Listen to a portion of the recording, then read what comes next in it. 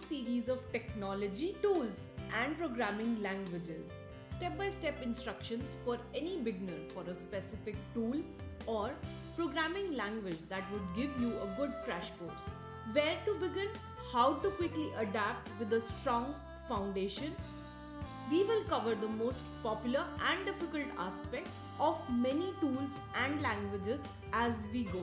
Today, we will cover Rust programming language. This session is with a Malaysian programmer where I am the mentor and clearing the doubts. Since the content is too long, hence I have divided it in parts, else the video would have been too long. So, let's get started. So, let's discuss Iterator and Closure.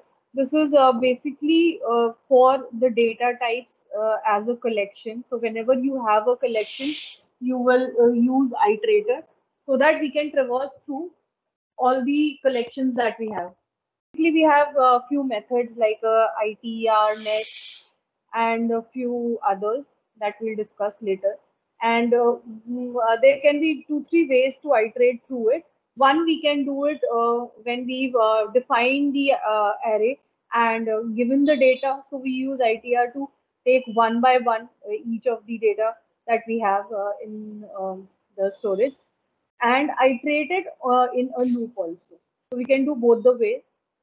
Okay.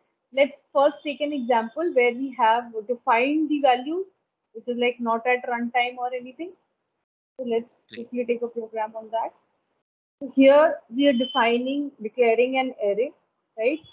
And we are also declaring an instance of this iterator on that array. So you see a.iter, you see that? This method, function, sorry. We use this and this will give me an instance of this array's iterator. So when I basically try to print this variable, it will iterate the whole thing. Okay, let me just execute and show what I'm saying. You see, this first line is printing the entire array over here. And when I use iterator.next, it will give me one value at a time. So this is like the first one, then the second and the third. Last is there's no other. Can you make out the difference? This one is same across the programming languages. Yeah, exactly. This is almost same. The iterator is almost same. Okay, so next will be when you are using that collection, when you can iterate it through a for loop. Now, how you can do that? Or a collection like array can implement a trait as well. So, how you can do that? Define it as a trait or iterate it through a trait. So in Rust, it's called trait. Otherwise, it's just simple iteration where you can use the for loop. This is again a very simple code, so you'll understand it. So iterator is called trait in Rust, is it? No, iterator itself is not called trait, but when you are using it in a for loop, that will be a trait. So for loop is a trait, lah. Yeah. So here, in that, wait, I'll tell you the difference. So here, what we did, either I printed this whole at a go, or if I want one single value, I had to use next each time. But if I don't want to, rewrite the code, this is rewriting the code. If this is only 3 elements we had. If we have a bigger element, then we can't keep writing this again and again. So to avoid that, we use trait. And for that trait, we can use it this way. This is the code for that. Or probably the syntax for that. So again, what we do is on that array, we create an instance of iterator and put it on the for loop. So when we do this particular way of doing in Rust is called trait. Again, printing those same values, but here we are doing it in a loop rather than writing next each time. Right? You get the point? If not, let me explain again if it's not clear. Wait, let me put both of the codes here. I think so that will be. No, the trait is a Rust. I forget what is the meaning of trait. T-R-A-I-T, right? How to pronounce it? How to spell it? This T-R-A-I-T. Iterator trait. T-R-A-I-T. Okay. I've highlighted it. Wait, I'll put a color so that it's even more clear. Can you see that? This is the trait, and basically only used for iteration in a loop.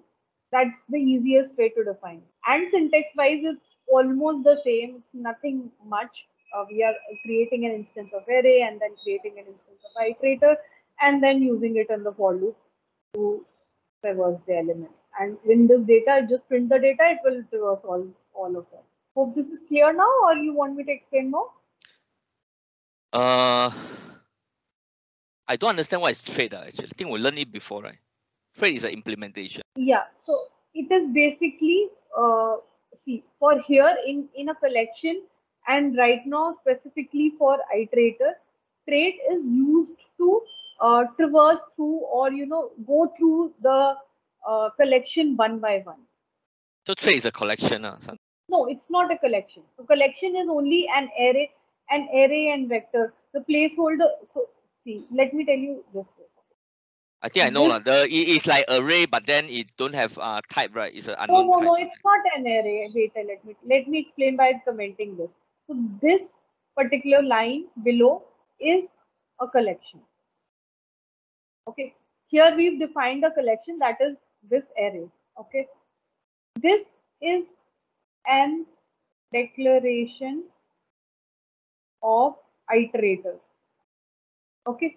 So this is only an instance for iterator. This is only an instance for collection. So this array, or if you use a vector, that is the collection. Trait is not a collection for here. Okay. And this is an iterator. Now, when I use it this way, which means I'm telling the compiler that run a for loop over an iterator, which is the instance of this, and fetch the data. So this usage or this traversing is trait.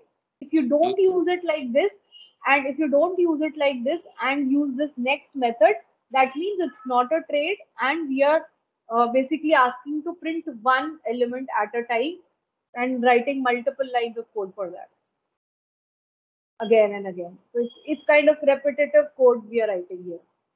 So to avoid this scenario, to avoid this repetition over here, we use it in this form. And this usage or this traversal is called a trait. Okay. Is that clear now? Yeah, I roughly get the meaning. You can still ask me anything because this will be a very important part when you program. Just try to understand the difference between the two. Okay, let me put a comment over here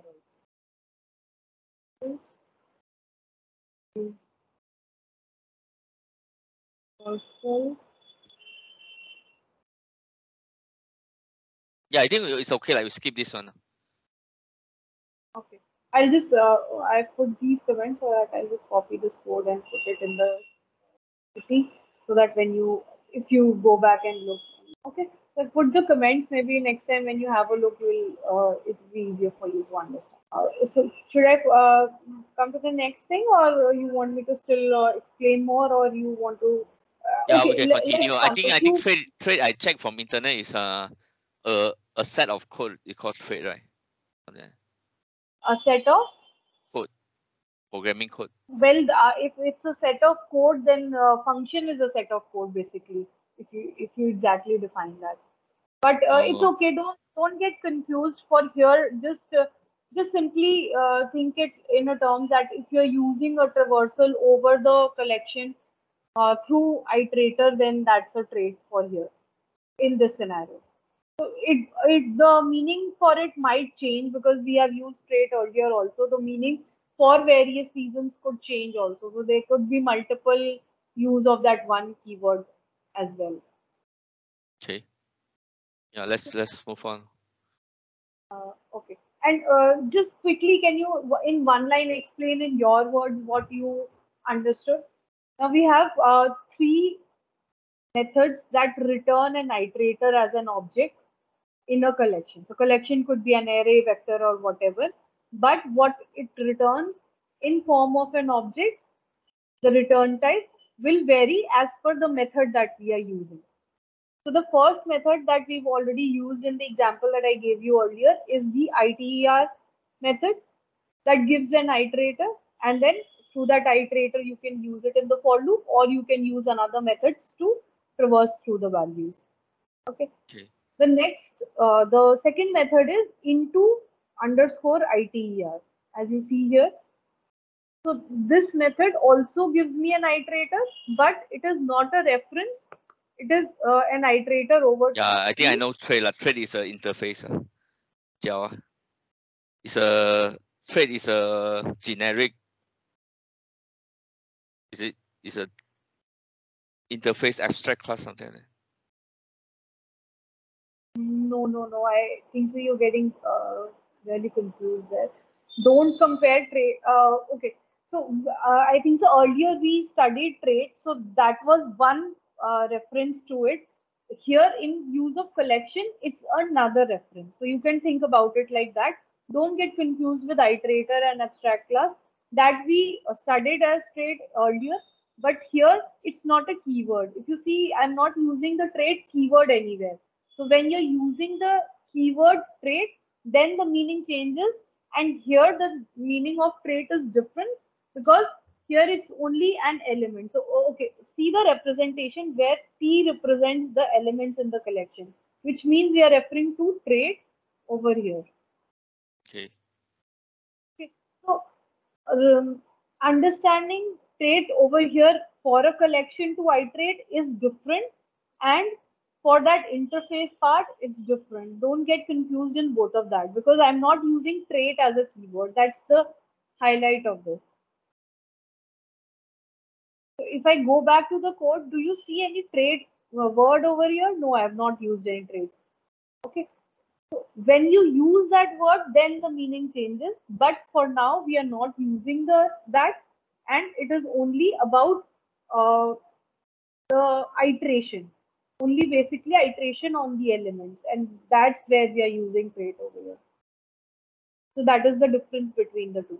So one method is ITER, second is into underscore ITER, and third is ITR into MUT. So for the third one, it's only on mutable when the return type for the elements will be mutable. First will be a reference, and second will be the element itself. Okay, let's take an example to understand that better.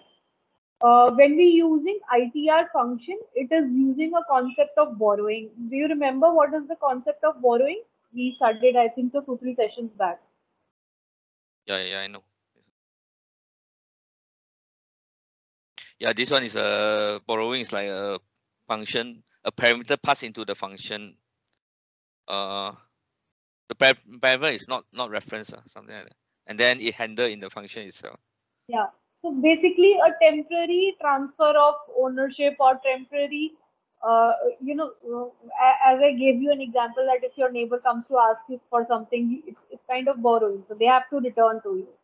So Yeah, the here also ownership temporarily transfer to transfers, right? somewhere, but then it get back after the function and something like that. Yeah, a temporary transfer of ownership, but yes, you get the reference back to the main execution function or the method from wherever it has been borrowed. Yeah. This is a very small example where we've defined a vector, an iterator on that vector. Mm. When we say names.itr, that means we are borrowing this itr function and creating an instance of this as name. Vector is always in macro. Vector. Yeah, vector is always as macro. That we can tell at the compile time. That's why we are using it as a macro. Okay. And why we are doing that, I think so. We have some concepts today so that it will be more clear that why we do that. It will be clear to you. Basically for memory management, and how and when we do, I'll explain it later today. So this is the iteration, and then we are matching this using the match keyword. If you remember, we studied earlier, and Yeah, then printing the matching. I name. know. It looks like switch, but then not 100% Yeah, same as switch. yeah, not exactly switch, but yes, something like switch. So you see the output and see the code. If you have any questions, let me know. If you want me to explain it further, I'll do that.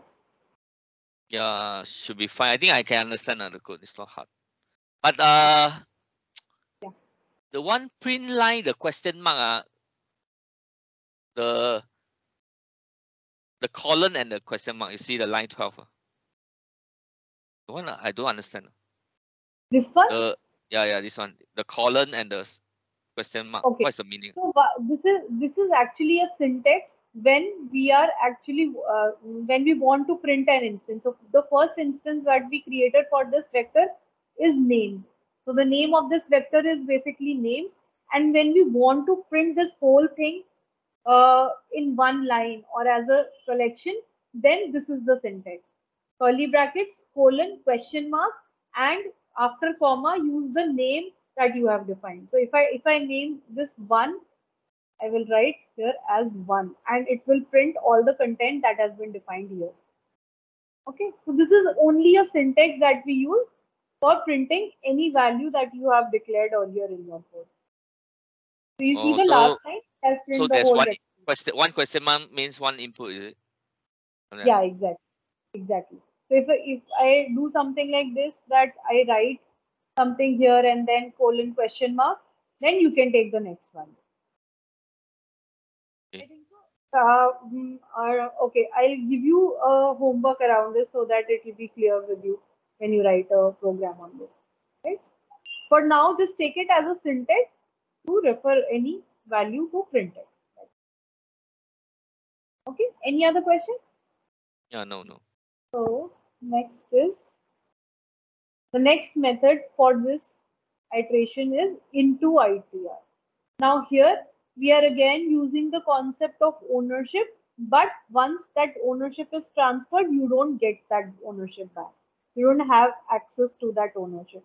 So if in case you are iterating and you want to transfer the ownership permanently, use this method into underscore ITR. Otherwise, use only ITR.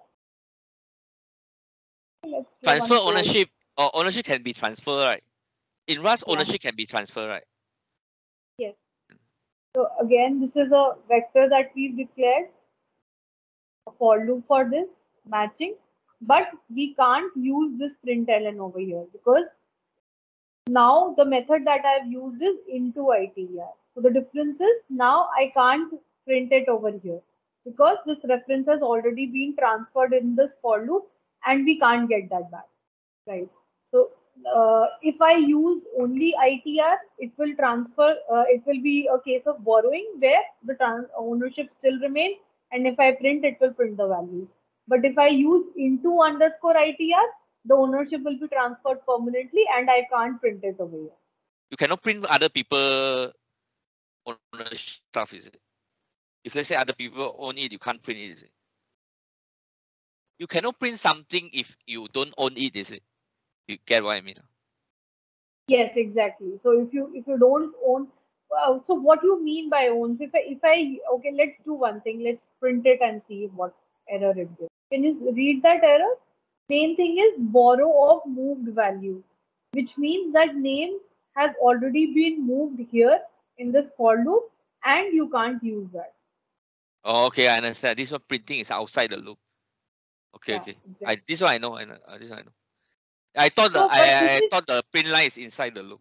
Let's say outside. I understand. no, it's outside the loop. It's outside the for Yeah. loop. See, I've Yeah, highlighted outside. it. Outside. I understand.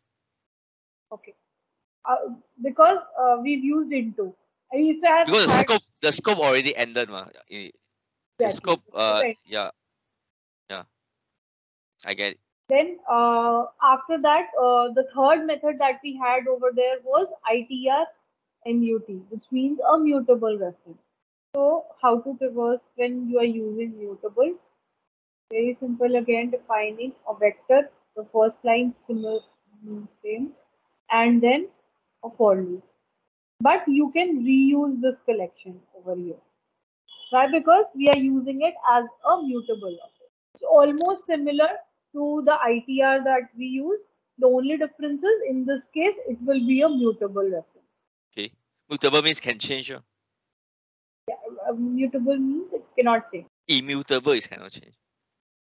Yeah, the value to that cannot be changed. If you want, you can create a new one, and then it's basically not referring to any location. It's actually taking the same value. That is the basic concept of mutable. So here we are saying that it's mutable. So the value, if you want to change a new value, take reference, which is only the ITR method. If you want to point to the values, which is mutable, take ITR MUT as the method. And the third one you already know, because that's where the borrowing concept is, like we can't borrow it anymore or Yeah. refer it. Is it clear? You want me to explain more on this? Yeah, not hard. I think I understand. Not very hard. Now we have something as closures in Rust, which is basically having a function with inside a function. So basically, Ah, we have a concept of closure where we can write a function within another function. So basically, kind of looping a function, or interlogging a function. So when we do that, the scope of a function within another function will be limited. Okay? And this is the basic syntax for writing that, where we will name the function, use the keyword let equals to whatever the parameter is within this pipe sign, and the logic within these curly brackets. And the enclosed function will come here where we are using. An example or the exact syntax will be clear with that. it is an anonymous function, right? Yeah, basically anonymous. We call it anonymous here. We call it closure in Rust. Basically, the concept more or less remains the same. The only thing that changes widely is the either the syntax or what do you say, the keywords that we are using. Okay. So here, as we are defining this function is even, right? So closure is that it will return x as a parameter, and we check if it's even or not, and then let the number this and print it. Pass the number over here, so you can basically. I will just run the code. Can you see and make out the difference? Understand the code and let me know if you see any difficulty there. Yeah, this one a bit similar to JavaScript. I think You, I understand. JavaScript also like this. They call it internal function. Uh, I mean, it's a function inside another function. They are not using closure. Okay, so basically, it's the keyword is or maybe the name is changing, concept remains the same, or maybe even the syntax. I don't think so. The pipe sign is used in JavaScript, so I think so. The syntax is also a little different. So the syntax will be different, the name will be different, but the concept. Yeah, syntax is very different because they put in the parameter is surrounded.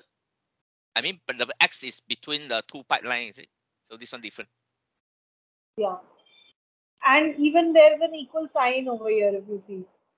So which means This one JavaScript also like this equal sign. JavaScript also. for function inside a function. Yeah. They can use x. Because They I can use used equal. JavaScript 15 years back, and after that, I've not used JavaScript. Because So the I don't. JavaScript since 2016 they evolve a lot. That's why it become a main programming language. Yeah, Or back end, yeah. So nowadays JavaScript is very strong. Not like 10, 15 years ago. yeah, because more and more concept is like program at front end, so though you don't have to go back to back end for Yeah, everything. even back end is using Node.js. My company using Node.js, no problem. Uh, JavaScript also can do what Java do. But So it's that strong. yeah, JavaScript they come with you need to add your own other frame project like by Java it comes as a bundle, but JavaScript you need to like you use JavaScript you need together with other things. Then you can control more things. Memory is lesser.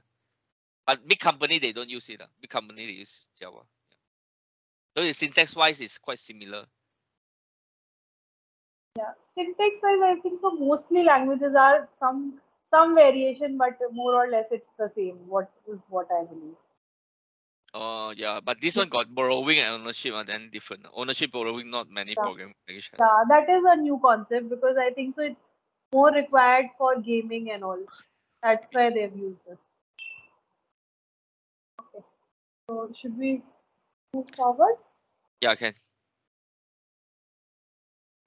One more example of how you can define it or use it is when you can use or make any change inside that function, the variable that we have defined in this pipe sign. Just another use of this same concept of closure. The Yeah. variable that I have defined here, declared this outside So closure. inner function able to access the variable outside, right? Apparently. No, not outside. It's saying not outside. Inner function accessing outer function variable. So it's only the variable that we declare over here. You can use it over here. And this closure to function can use this variable that is declared outside. I can't use X over here. If I want to use in println, it won't let me use X over here. So the scope for X is only within this function. Right?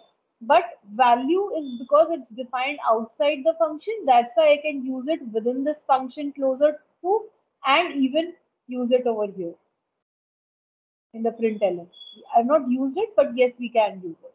We execute and then you want to ask any questions or if it's not clear, I can explain. No, I think this one is quite easy. Okay, then the next thing that is smart pointers. So why we have this concept of smart pointers? It is basically a enhanced version of pointers that we used in C++. C++ I'm going also to got smart. mention. C++ also got smart pointer actually. Okay, it has smart pointers. Okay, when I studied it, it had only pointers. Okay, and what is the concept of smart pointers in C++? I'm not sure, but I know. Last month I study. I know there is one called pointer, lah. But you ask me what is the mechanism inside? I don't know. Okay, okay. Okay, so the basic usage of smart pointers or having the concept of smart pointers is any memory allocation in Rust is only on stack. So see, basic memory allocation as compared to Java is all on heap, but in Rust it's mostly on stack. Nothing is on heap, and that's why it's more on compile time, the memory management, or managed it's on its own. But Okay. when you use smart pointers, you can use or you can tell the compiler that this memory will be in heap rather than on stack. Okay. So you can Okay. specifically define that memory allocation will be at which location. Yeah, we can declare in stack or heap, right? Yeah, so more by default it's stack, but if you don't want to use that by default feature, then you allocate it to the heap using smart pointers. Okay. Okay. I get it. And for smart pointer, we have one concept or you can say keyword which is called box. I'll explain that later. First of all, let me tell you these two traits that we have, trait names, is one is deref and one is drop. So deref is using a immutable reference operation and drop is like destroying the operation because Does we have when you are do we have a pointer in Rust? so until now we didn't discuss pointers. This is the first thing that we are using. That is smart pointers. So there's nothing as pointers, but it's smart pointers because we have the concept of when we have a concept of reference when we don't need pointers. In C++ we needed pointers because we had to point to a specific memory location. That's why we were using pointers. So how to use these two or where we will use these two? Let's take an example. First, let's try to understand what is box and then I'll give you an example with the code. So box is something that allows you to store data on the heap and we will use box as the keyword whenever we want to use smart pointers, that is memory allocation for any data type on the heap rather than stack. Let's take this very first code, a small declared a variable 5, and this is the stack. Basically, you see the second line where I've created a box. See the syntax, it has double colon, new, and inside that I can pass any value. So this Box also, variable, box always need double new keyword, is it? Box. when you're Box. declaring a new instance of that box, yes, new keyword and double So colon. new keyword means new keyword means it always put in heap, right? That's why you use new keyword like string. When you use new keyword, you means you put in heap rather than stack, right? Is that correct? Yeah, exactly. That's correct. So whenever we are saying new, means a new object and the memory allocation has to be on heap. Now this is the double reference. If you see, I've already declared this variable, which means the value will be at stack. But when I create this as a box, it will be on heap. So there'll be two instances basically. One a variable, this will be at stack level, and this B will be heap. So value will be the same, but storage location will be two different. For variable 132, the storage location will be stack. For B, it will be heap. There's another code example here. You can maybe try later, but I'll just explain it to you quickly because it's more or less the same. It's basically, again, we are declaring a new box over here with a variable x and adding that value to y, and then printing both the values to see what is the difference. Or, but while printing, the values won't change because we are using the same value. What will change over here in x and y? Can you tell me what will change? The reference the pointer will change. The memory location will change. I think. Okay. So in case of y, it will be pointing to the heap, but y will be pointing to that same heap location where x is stored. The percentage, the one called percent. What not percentage? Sorry, the one called asterisk, is it? Asterisk. Uh, So asterisk y. Yeah, asterisk y means the value, is it? The value of 5 in another location. yes, yes, exactly. Because here y is actually referring to the memory location where x is stored. So if you want to get the value that is stored at that memory location, you use asterisk y. If it's only a pointer to that memory location, then that variable will be y.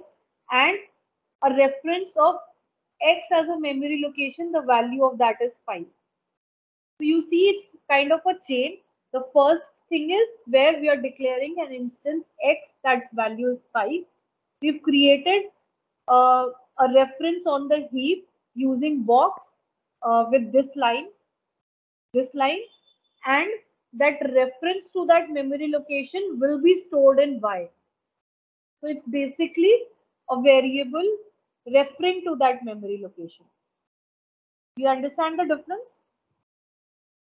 Yeah, okay, understand. I think same as C++. And oh yeah, almost like same. Even there we use asterisk to extract the value at the memory location, right?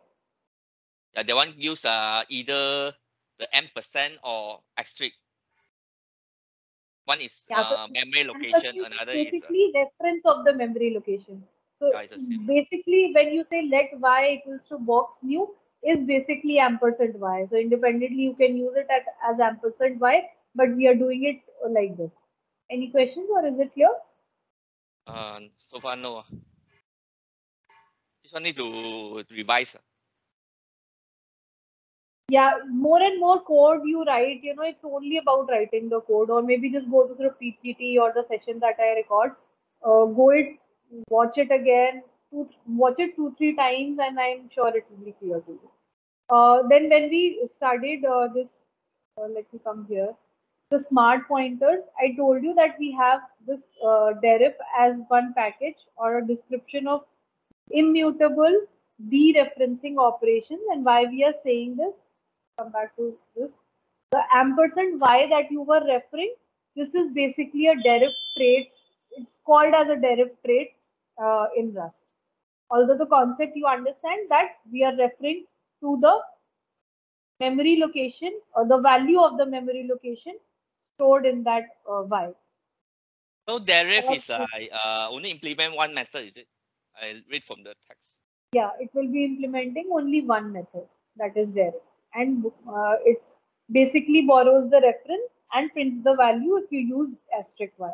Any question on it, or it's clear? Because I've already defined this using the code. What is the use? What what def what it used to? I mean, what's the benefit of using it? Basically, when what you can do is create a pointer at a memory location and create 2 3 references for that same memory location. You can possibly give it various values and just point it or direct it to that same memory location. That could be one of the uses, though they can be multiple uses. But then when okay, in this code, when I say let x equals to box new x, here I'm not defining any value, but x and y both are pointing to the same value 5, right? So this is like if in further code you want to use that same memory location but change the value, then you can do it at runtime, but the value won't change. It will only be the memory reference or the memory pointer to it which will change, right? So without allocating many variables, you can use multiple references to that same variable. And that's the main use. But still there can be multiple uses. This is one of them. Understood? Uh, yeah, you mentioned that one method, and then there are some reference also. Is that a best practice? Okay, wait, let me take this example. I think so this will make a little clear. If not, then I can just repeat the whole thing again. See, step by step, this main function. First, I've declared an x that is value 5. Then I have referred this to y, which is a smart pointer of x. Mm. Then printed both the values. One is x and one is star x. And the third one. See the third one. What is the difference between the third one? This one. This is. So in this case, I'm directly comparing 5. So this is not referring to any variable. 5 is equal to star. But here I'm referring it to a variable that is x. Now it could have been that I might have defined x here as 6. So it won't give me equal, right? But since it is 5, it will give me equal. So let's try multiple things over here. Let me execute first and show you. So in first case, 5 is equal to x is true. Yes, because here I've declared 5 as x as 5, sorry. Second one, again, 5 is equals to star y, so it is true. And even in the third line. But what will happen if I change this value to 6 or 7? Without running, can you tell me what will be the change in the output? Okay, first one should be false. Second one should be true. The one should be true, I think. I guess. This one you will say is true. Yeah. This one. Yeah, this one is false. Should be. This one should be false. Third one should be true, I think. I guess. You run Yeah. and see. Even I think that first two will be false because we are comparing it directly with the value 5, and obviously the value here is 7. But here we are comparing two variables, which is one is x and this is a pointer to the value that is stored in x. If I execute this, first two false and third is true. This is the basic difference that you're asking me and why we are using it. Basically a memory pointer, not the actual value. Whatever is stored in X, the star Y will be changed automatically. Did you understand the concept, or you want me to explain more? Yeah, we can move on. So now, since we are actually allocating a memory on heap, we also need to close it. When we started Rust, I Okay. told you What's that the consequences if we don't close it? What's the problem? If we don't close it, what happen? okay, yeah, that's what I'm explaining.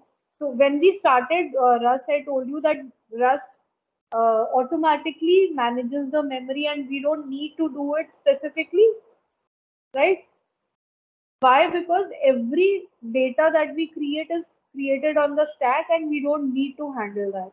But we are specifically telling the compiler to store the data on heap, and when it's stored on heap, it's at runtime. And when something is at runtime, you have to manage the memory, otherwise your program will give you that same error that every developer might have seen, is memory leakage error, which means that there's no more memory left for your program to run or the data to be created. And we don't want that. So if you don't want that, you have to make sure that whatever memory you allocate to the heap, you have to close it. And if you don't close it, or if you don't take the memory back to your program, definitely there will be leakage of memory. Does that answer your question? I think so.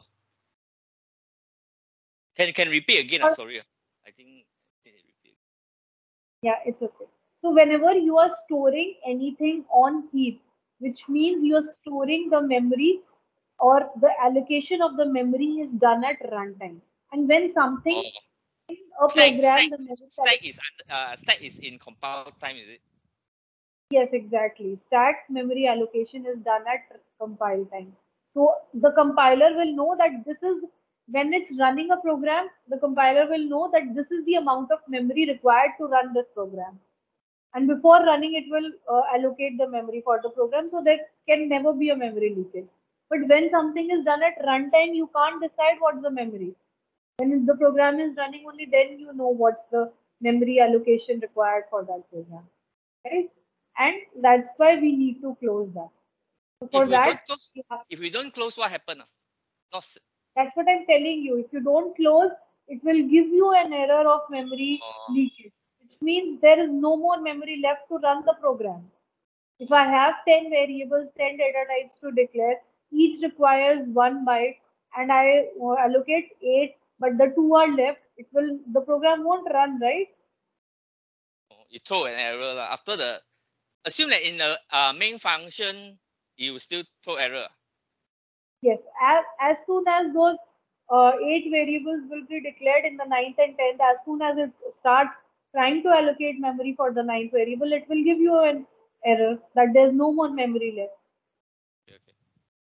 Or see, very very real time example, when you have you ever checked on task manager that there is no memory left, it's 100%, the CPU is occupied all the Sometimes, memory. not always. Occasionally, yes.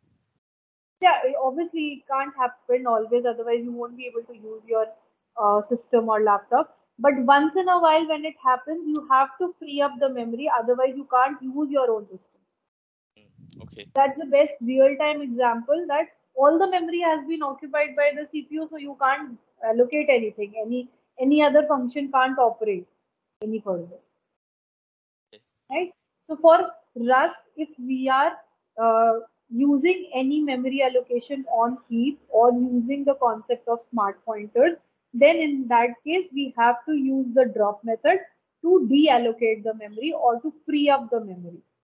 So using the drop method will be very essential if you are using box in any of your programs.